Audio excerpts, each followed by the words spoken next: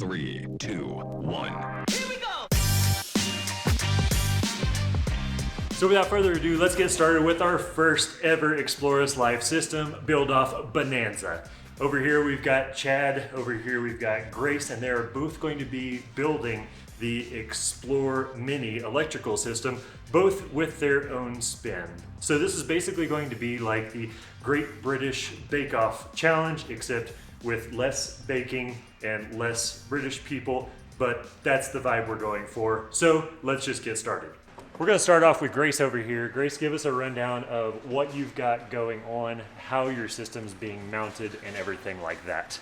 So we've got the Molly panel with a wood backer board for some of the components that don't fit in the holes. And we're just right now mounting each Victron component as you kind of laid out before off camera. So a Molly panel, go ahead and explain what a Molly panel is to those who might not already know. So the Molly panel has these kind of pre-cut holes in them. Usually they're so that you can mount first aid kits and axes and other things like that through the Molly panel. And I'm still going to leave some of the Molly accessible, but the Molly panel is kind of the best mounting for the back of my truck for this system. And what kind of truck is this going into? A 2021 Toyota Tundra. 2021 Toyota Tundra, and the camper is a GFC V2. GFC V2. Okay, let's go check in on Chad while Grace gets all this stuff put onto the Molly panel. Chad, give us a rundown on what you've got going on here. Yeah, so I'm getting all of my components mounted to this wood panel, which will get mounted on top of my battery frame and go into a Milwaukee pack-out box. So the goal with this is to be sort of a removable power system. Yes, yeah, so everything will basically have quick connects that can be wired to the outside of the box, and then if I ever wanted to remove it, if we had a power outage in the house, I could bring it in and power a fridge or something like that if I needed to. Yeah, so this is going in an F-150. I have a V1 Go Fast camper. So we got 2 Go Fast campers. At this point, explorist.life has 3 Go Fast campers in the explorist.life family, and the vans are actually outnumbered at this point. Okay, we'll check back in with you in just a second.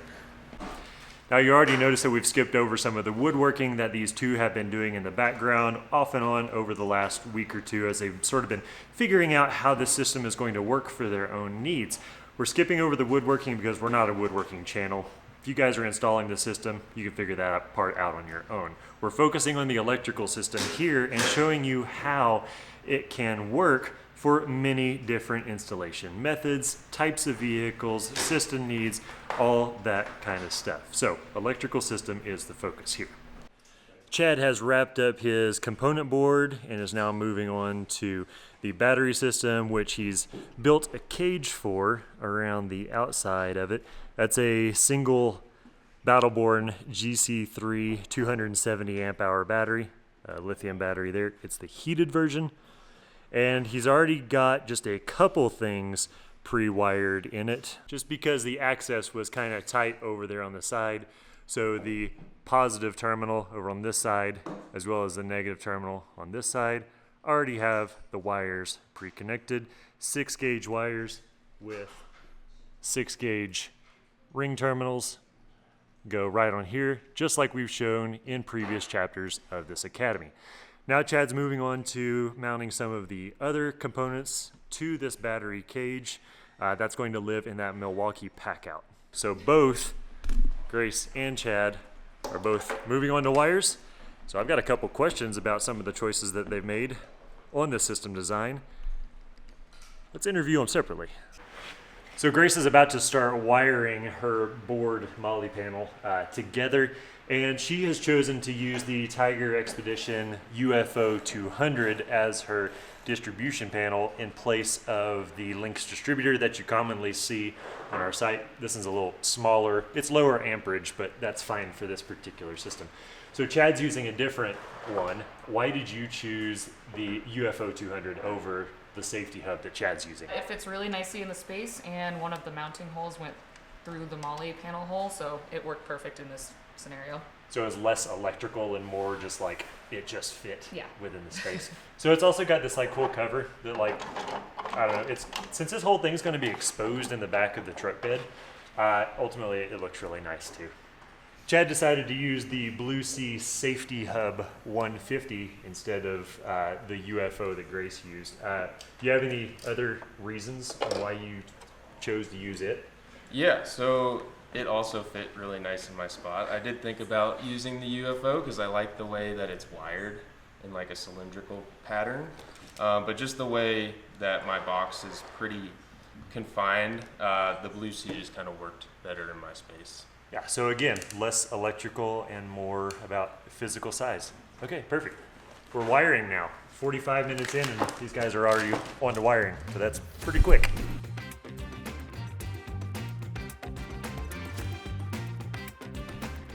Chad, you just got done wiring up this thing on the side of the battery cage. What you got going on there? Yeah, so that's a Garmin power switch, and basically I'm gonna have 6 of my light branch circuits hooked up to that, and it allows for Bluetooth connectivity so I can switch my different light circuits on and off through the app. So is this something that's are you going to have any actual switches inside of your camper, or is this going to handle all of the switching?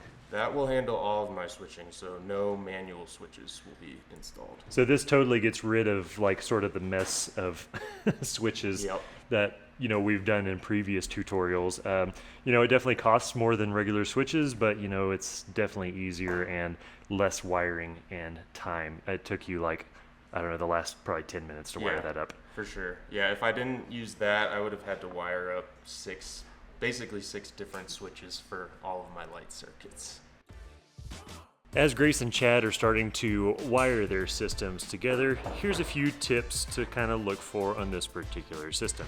Since we designed this entire system to be wired with 6-gauge wire, all the wiring is actually pretty straightforward. You're not having to keep track of what's wired with 6, what's wired with 2, what's wired with 4/0, so on and so forth. The only thing that you have to sort of keep tabs on is which wire lugs go with which terminals. And everything is fit to size, so if you run into a ring terminal that seems to be too big, it probably is, and there's likely a more appropriate ring terminal inside of the kit, but just always refer to the wiring diagram because everything is labeled. All of the terminals also get ferrules unless otherwise specified in the wiring diagram, specifically on the Orion XS, which does not require ferrules, and so those aren't included with the kit. The fact that we're using only 6-gauge also means that only a handful of tools are required. It seems like Grace is using anywhere from 3 to 4 different tools at any given time, which is a fair amount less than a larger system where you would have to have a big battery lug crimper. So Grace is all finished up with all of her positive and negative wiring to her inverter, short power charger, solar charge controller, and DC to DC charger for alternator charging. Now it's time to move on to fusing, which that's handled within this Tiger Expedition UFO. So this particular unit has spaces for 3 MIDI fuses, 1, 2, and 3, as well as 2 mega fuses, 1 and 2.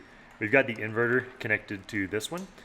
So this one's going to be getting a 100 amp mega fuse underneath these 2 bolts here.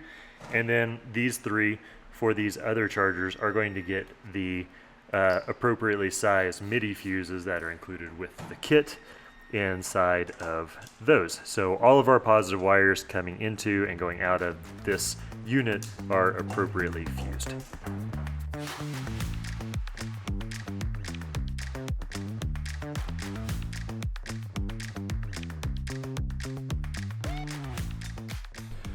Both Chad and Grace have just finished up with their pre-wiring here on the tabletop for their systems.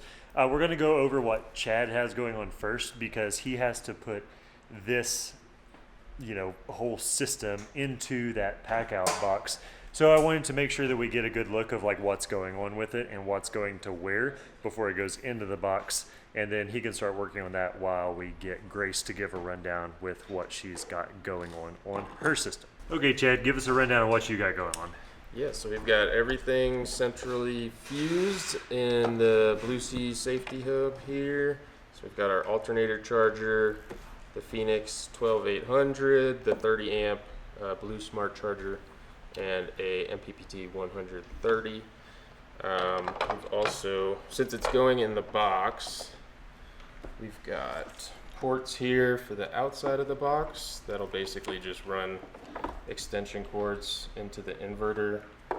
We've got shore power connection here, which will also go on the outside of the box, and that will be plugged into the other side of the Blue Smart charger. And then everything else is basically connected to Anderson connectors on the outside of the box. So all of these contacts will get installed into those connectors once we get everything in place. But basically everything's mounted to this wood frame here, and it can all be slid into the box. Noticed you got the same thing going on with your Garmin power switch here? Yes. With Yep. Anderson So all of connectors. my light branch circuits will be connected to Anderson's and then run through the Garmin here. Yeah. And then you've also got this laying around. Yep. What do you So got those going will on these? be my USB outlets, which will also be mounted on the outside of the box just for basic USB-C and USB charging. We've also got a 12-volt cigarette plug here, and additional Anderson if I decide to hook up an additional light somewhere. Nice, so we'll go get this all mounted up into this box laying over here. And then Chad's gonna get working on that. We'll get started on there. And then we'll go check in and see what Grace has got going on. With that part of the system all wrapped up and in the Milwaukee pack-out box over there with all the Victron components and the single 270 amp hour battle-borne battery, they're going to continue wiring up some of the Anderson connectors. We'll let them work and check back in with them in a second. And then I'm going to step over here because Grace just wrapped up wire management, and we're going to see what she's got going on. Grace just finished up over here, and we're going to let her give a run through of sort of what she mounted where and also how it's wired, because it's really easy to see how it's wired the way that she's sort of chosen to mount all this stuff. Okay, Grace, give us a run through this way to this way of what components we've got and sort of what they're all wired to. Yeah, so we've got the Blue Smart charger here, and we've wired the negative on this side and the positive over here. And then we've got the inverter over here with some pretty short connections mounted to the UFO over here. And then we've got the Smart Shunt mounted. We've got the MPPT going to the solar isolator and then also to the UFO. And then we've got our Orion XS mounted to the UFO, and then we are waiting to run alternator wires until we move this into the truck. And then for battery connections, we're not going to do the battery here on the tabletop because you're going to mount that to the truck bed as well. Where will those connections go? And where is the battery going to live? So basically this is going to be over the wheel well in the back of my truck with the battery kind of right here and tucked away in the back of in the front of my truck bed. And then the battery connections will go battery minus over here, and then also to our 150 amp breaker. And then as far as the components, this is a little different than what we've done in the past on the Explorist Life channel. Everybody's seen DC to DC charging, solar, but what are these two devices responsible for? So the Blue Smart charger will have this. I'm just going to be able to plug this in to charge the battery as needed, because I can always back up to the garage where I live. And then the inverter, I have two outlets over here for 120 volt AC power.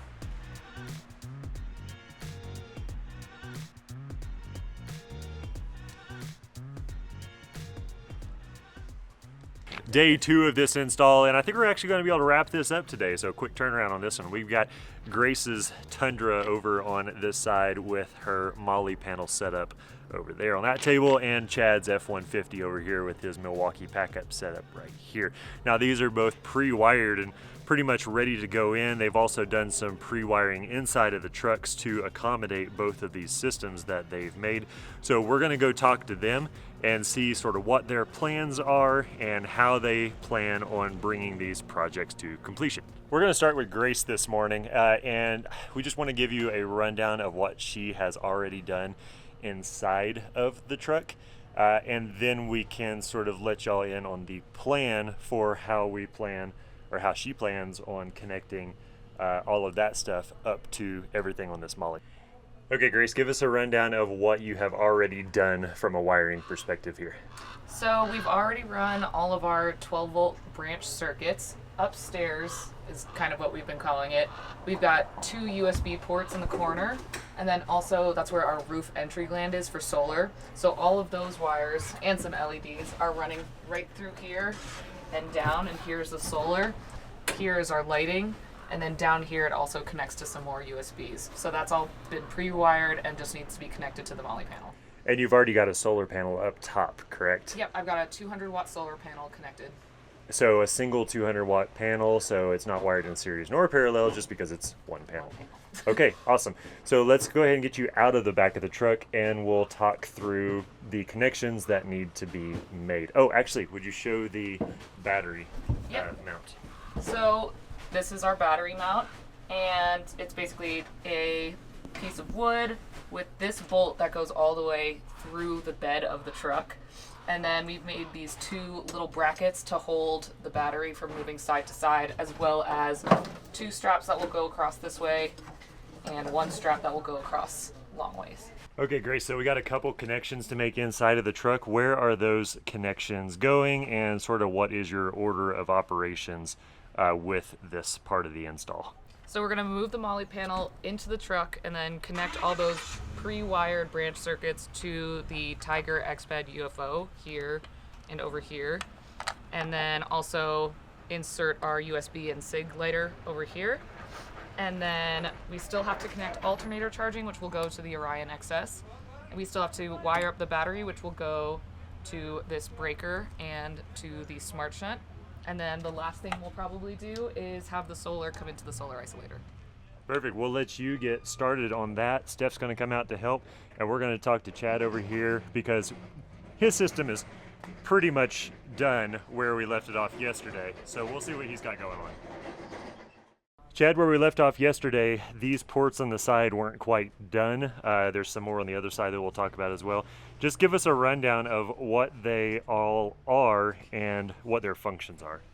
Yeah, so we've got our main battery disconnect switch here. We've got a few different charging options. So we've got a Anderson port here, some USB, USB-C inlets. There's 2 of those. We've also got a 12-volt cigarette plug here. This one is for the shore power inlet, so the 30 amp Blue Smart charger that we have, it's directly connected to this. And then these 2 are basically extensions of the 120 outlets that are on the front of the Phoenix inverter. And then this one is for onboard air compressor, so I have an ARB dual air compressor that will hook directly into there. And go ahead and explain to us what our ports are over on this side, top and bottom. Yep, so the top panel mount here is all Anderson connectors. That'll be all my light branch circuits. They'll plug directly into there. Then on the bottom we have our alternator charging for the Orion XS, and then a dual PV, so solar inputs. So I'll have a ground deploy and a roof panel hooked up to there. Now, correct me if I'm wrong, but all of the ports here are powered from that Garmin power switch that we talked about earlier in the video, correct? So it's basically the top 6 are connected to the Garmin, and those are all lights. And then 2 of the bottom ones are hardwired into the Blue Sea. Constant power, so that could be for realistically any other things that you wanted to power. Correct, yes. Perfect. Well, let's hop in the truck and check out your pre-wiring. Okay, Chad, so all of your pre-work is done up here from wiring inside. Give us a rundown of what you've got going on there. Yep, so we've got our main solar connection here. There's a 100-watt panel on the roof. We've got our driver's side lights, rear lights. I've got a kingpin swivel light mounted in the back here. I have a couple USB outlets up in the sleeping area, as well as a max air fan. And then all of these are just Anderson connectors, so these are going to be connecting to what you wired up on the side of the box, correct? Yep, they'll plug directly into the side of the box. Perfect. Well, let's get the box in here and all wired up.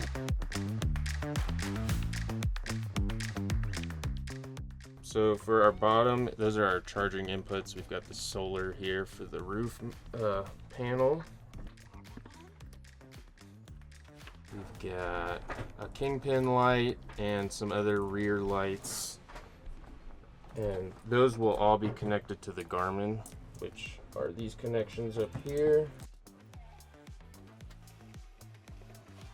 The USB outlets, those will not be connected to the Garmin, so they'll go on this top connection, which is powered all of the time. We've also got the fan, which will not be connected to the Garmin, and then some more lights, exterior lights. And you've already got your Garmin power switch up and running. I saw that earlier. Let's turn some lights on. Yeah. So this is the Kingpin 40-inch interior light bar. I guess it could be mounted on the external, right? Yes. Yes, it could. So we're going to go ahead and turn that on with our Garmin power switch. And it fires up nice and neat. It doesn't look as bright as it actually is because we're shooting nearly directly into the actual sun. So that's not ideal, but those look great. I like those as a solution. Kingpin sent those over to us for some sort of testing and stuff like that. And initial thoughts are we really, really like them. Really bright, seem high quality. Okay, perfect. Chad, is there anything else that needs to be wired up on that other side, or is that pretty much that? Yeah, so we really have just our alternator charging that we still need to hook up, and then some front off-road driving lights will get hooked up to the front of the box as well. And before y'all come after me for audio, it's important to understand that that is happening in the background. So I've got closed captionings down below if you need them, but we're doing our best.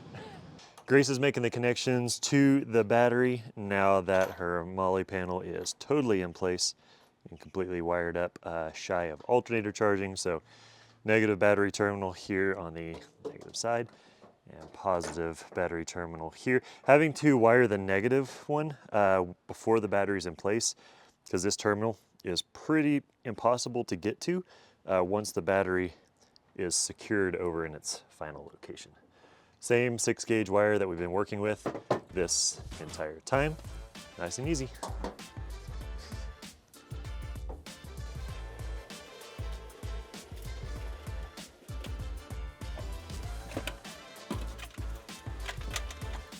We're connecting this Battleborn battery and just made a big decision on the battery heater, which is that little tiny red wire. Can you wiggle that, Grace? That's the heater activation wire. It's going to power the internal heater of the battery because you can't charge or discharge lithium batteries once they get down below a certain temperature. It's like 0 degrees Fahrenheit or 32 degrees Fahrenheit, depending on the parameter. But Grace opted for having that particular circuit live all the time, which is going to keep the heater circuit activated all the time. And that doesn't mean the heater is going to be on all the time. It just means that the heater thermostat can be on all the time. So once it gets down to a certain temperature, the heater is going to kick on, and that's just one less thing she has to think about whenever it's winter here in northwestern Colorado and it's freezing.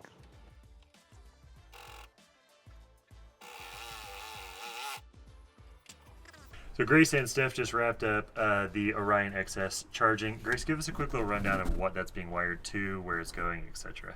So we ran the wires from the starting battery under the truck through a gland over here, and then connected it to the in for the positive and to our junction stud for the negative. And then that's going out to The Tiger XPED UFO. UFO.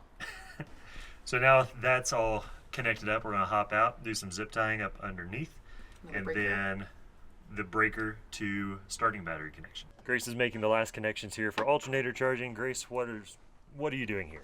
This is the positive running from the Orion XS that's running under the truck, connected to the breaker. This is a small jumper wire that I am making to go from the breaker to the positive battery terminal of the starting battery. And then the negative will go to the negative battery terminal. Perfect. Let's check back in when it's all finished, because Chad is actually working on the exact same thing.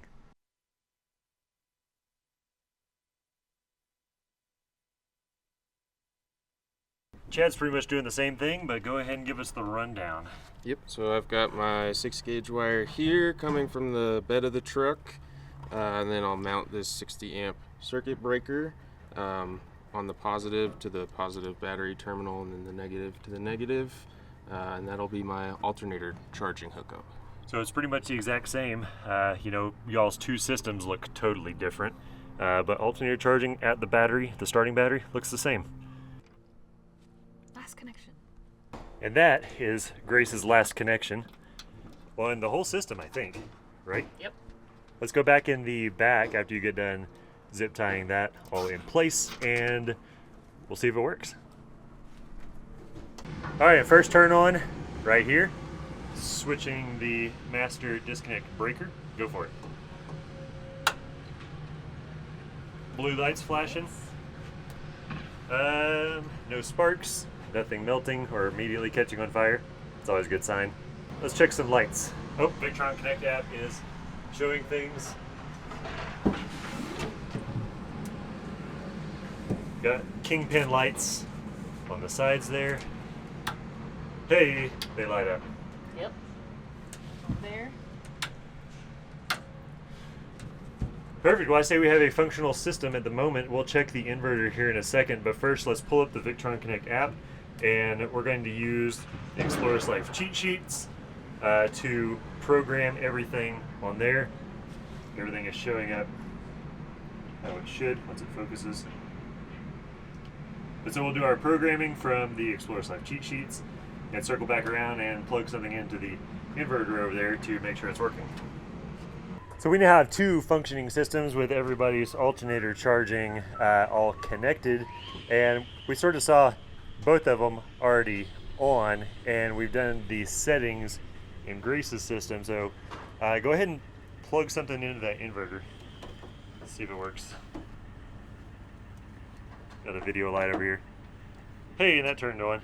Solar is charging. Go ahead and pull that up on your Victron Connect app. Let's see where we're at. Because the battery's shipped just a little bit low, so you can sort of sometimes see some charging immediately. So logging in, we are currently, our engine is running. So that's going to sort of override that at the moment until synchronized charging happens. So our Orion XS is charging from the alternator at just shy of 90 watts at the moment. We're at idle. That's a little low, but we're also not sure how full the battery is. And so I think the battery's almost full, which is sort of that. And also this engine is at an idle too, so that'll go up as we rev the engine up, which we tested, and it did do that. Turn the engine yeah, off. go turn the engine off and we'll check in with Chad. So you've got some stuff going on over here. You've got some stuff going on over here. Chad just had knee surgery, so he's got like medical equipment over here. That's all powered from the inverter, correct? Yes. Which is right there. Cool, that's good. Yep. Battery switch is on. Are you charging from solar at all? I turned the solar off because I'm trying to drain the battery down a bit. Draining the battery down some. We are discharging only about 120 watts at the moment. So discharging 120 from these two items right here. And so that's going, that battery is going to last for absolutely ever at that point. We may as well do that. We ought to connect into shore power on both these systems and see if that works. Let's get that connected up. We got an extension cord right there, so that'd be pretty easy. Who wants to go first with that? Just kidding, Grace is going to go first. The end of that cord isn't going to work for Chad's system. So it's just a standard extension cord on this, not a big 30 amp extension cord. This is a 30 amp shore power charger. but that doesn't mean it's good for 30 amp shore power like you'd find at a campground. It's 30 amp DC out at 12 volts. And yeah, lights are on, and that looks like it's working great. That'll show up in the Victron Connect app as well, and we actually need to program that. We skipped over that earlier, but we'll do that. And it's showing on the Victron Connect app as, yeah, it's an absorption charge. So that also kind of shows why our Orion wasn't charging up to its full potential, because the batteries are realistically full. Shore power charging is working on this side, and then Chad's got a more appropriate shore power cord on this side. Still just a standard 15 amp outlet. And now you should be able to open up your Victron Connect app.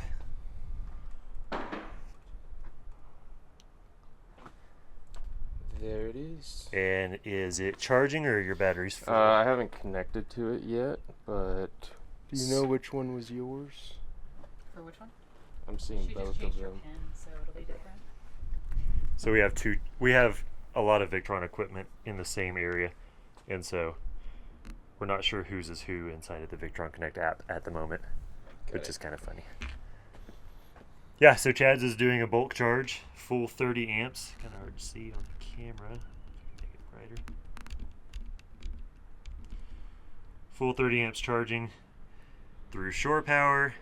So all three of our sources of power are charging. We got solar, alternator, and shore power. Seems like we have functional systems at this point. Big thumbs up. Yeah, we did it. So just wrapping up this project, and we're going to do something we haven't really done on this channel before. We're going to interview the installers. So this is not first installation for any of y'all.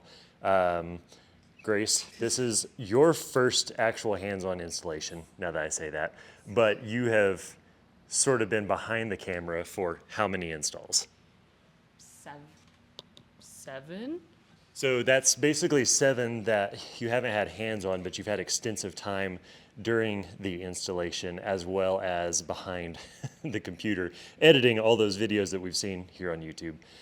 Chad, this is your... Technically my third. So I did my own van, and then I did my in-laws RV, and then just some basic like car audio projects and that type of thing. Starting fires in high school. And then Nicholas, you saw him kind of in the background of this video, so he did pretty extensive help on this video. So thanks for your help on that. So this installation is going to be your... It's like 2.5. I've done a full van. This is the second full system, and then probably like a retrofit on a fifth wheel. Perfect. So that's sort of where we all are as far as the system goes. Now, you know, this system, we've been talking about this system for like 2.5 years at this point. And the whole goal of this was to have a build off. And whenever I was sort of tasked with making the electrical system part of this and then handing it off to the two of you to sort of make it your own, how did you feel that this particular kit allowed you to make it how you wanted it for your own specific needs? Yeah, for mine, portability was the biggest thing. So I wanted to be able to put it in an enclosure that could be removed from the truck. All of the quick connects, I wanted to be able to remove it easily without cutting a bunch of wires. So I probably have 40 different Anderson connections on the box and around the GFC, just to make it easier to remove when I wanted to. Same thing to you. Thank you. That's a very necessary question.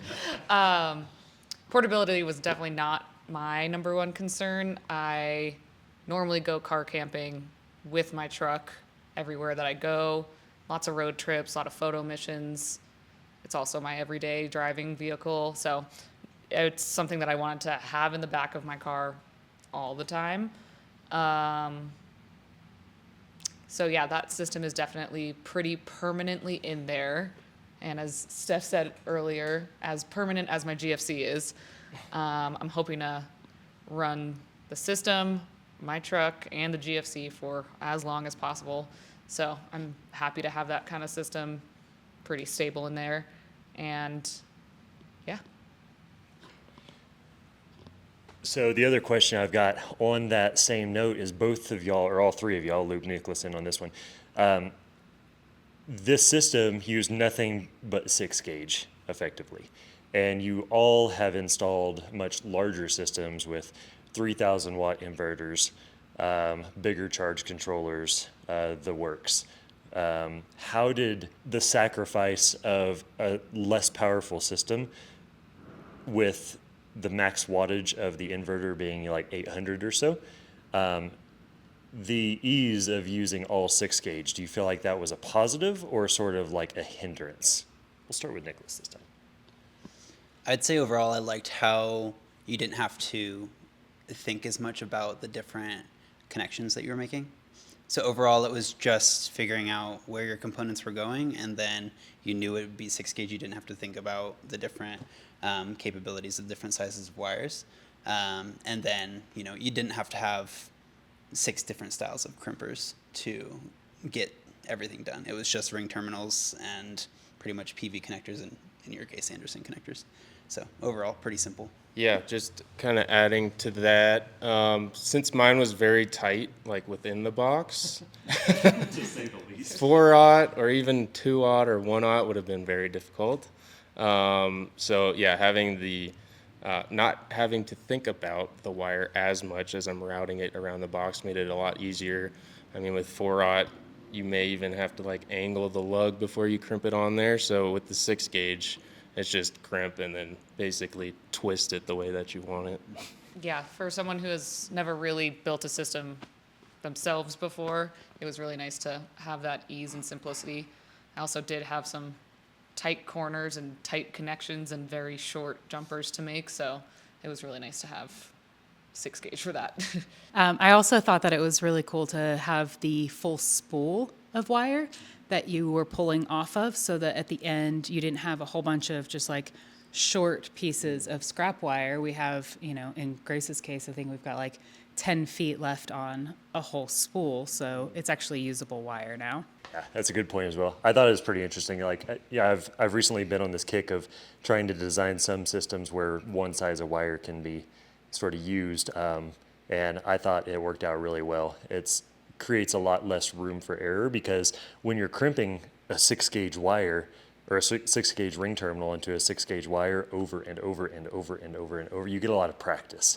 And practice really does make perfect on a lot of this stuff. And so I thought that was pretty cool. So in sort of the realm of practice, and the last question we've got in this whole thing, what did you learn from this process? What was a new thing, a new skill, a new concept, a new way of doing thing that you learned in this one that you may have just picked up over previous installs? I'd say overall, this was the first XS that I got to install. Mm-hmm. So that was a cool thing to experience, as well as actually routing the wires underneath the chassis of a truck.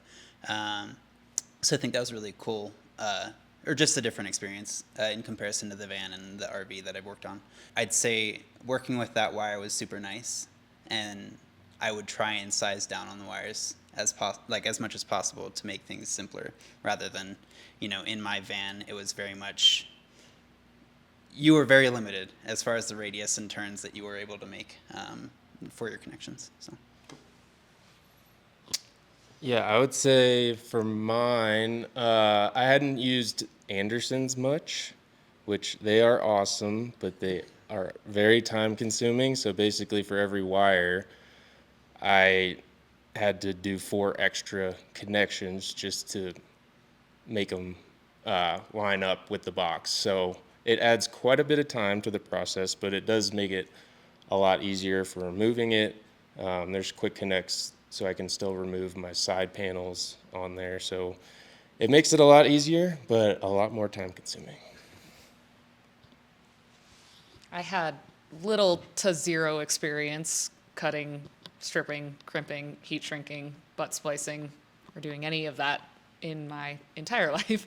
It's a lot of time behind the camera, but a lot of times I'm watching audio levels, looking at framing, looking at focus, and not really focusing as much on the learning side of things. I feel like watching a video to learn versus watching a video to check for clean transitions is very different. So definitely a week of very, very new things. And I'd say the most complex of it was the non-diagram things like branch circuits and kind of figuring out what I wanted, how much power I wanted upstairs, downstairs, how long the wires were going to be, what terminals were going to fit on the UFO. So a lot of creative problem solving. I've got a specific question for Steph on what did you learn in this process. So, you sort of speared this whole project and sort of wanted this project to happen. And with, initially it was going to be a power box build off. And I think the concept still stayed pretty true to that original concept to a degree. It morphed a little bit. But, this is a new kit we're now selling in our store. Shameless plug. And this is the smallest kit that we're selling in our store. And what do you feel like, who do you think this is for? This is smaller than our average customer probably wants, but this still fits the needs of certain installations. That's a good question. I think that this kit has a lot of flexibility in a lot of different markets. So obviously like the overlanding market, but also even in the van market. And, we've got a lot of customers who have been asking for smaller systems that don't have a lot of inverting needs, but just have, DC loads and stuff like that. Weekenders who are just going out camping and want to be able to charge their phones or their cameras or whatever, and don't need a huge, $10,000 system in the back of their truck or even in the back of their van or whatever. So I think this has a lot of flexibility, and I think it's, I'll be interested to see how our customers respond to it and, who is using it. So yeah, if you are interested in using it, let us know what kind of project you're working on and like what you're putting it in and what you see as useful for this kit, because I see it as being very versatile. Yeah, and I thought so too. This is the smallest system that we have on the store and that we've shown on the channel. It's still a very fully functioning system. 50 amps of DC to DC charging, 30 amps of DC charging from shore, same from solar, which is equivalent to somewhere in the ballpark of 440 watts of solar capacity. So it's really still a powerful system. Yeah, the inverting capacity is a little low, but for y'all's needs in this particular building, it's really not that necessary for a lot of the needs, I don't think. So I'm really happy with the way this turned out. Thank you all for doing this. I got to design the electrical side of it and then turn it over to y'all to sort of make it your own, which was really exciting, and it was cool to see. Sort of how much y'all have learned. And so, everybody watching, these three are, in the backgrounds of basically, well, Grace is in the background of the video specifically, but these two are making sure parts and kits and all of the stuff that you can buy from our store is actually getting out the door. And I think it's important to know that, our employees here at Explorist Life actually use this stuff, actually install this stuff, and we're really familiar with it. And it's just really cool to see y'all do that. So thanks for your time on this, and thank all of y'all for watching. I hope you learned something, and we'll see you next time.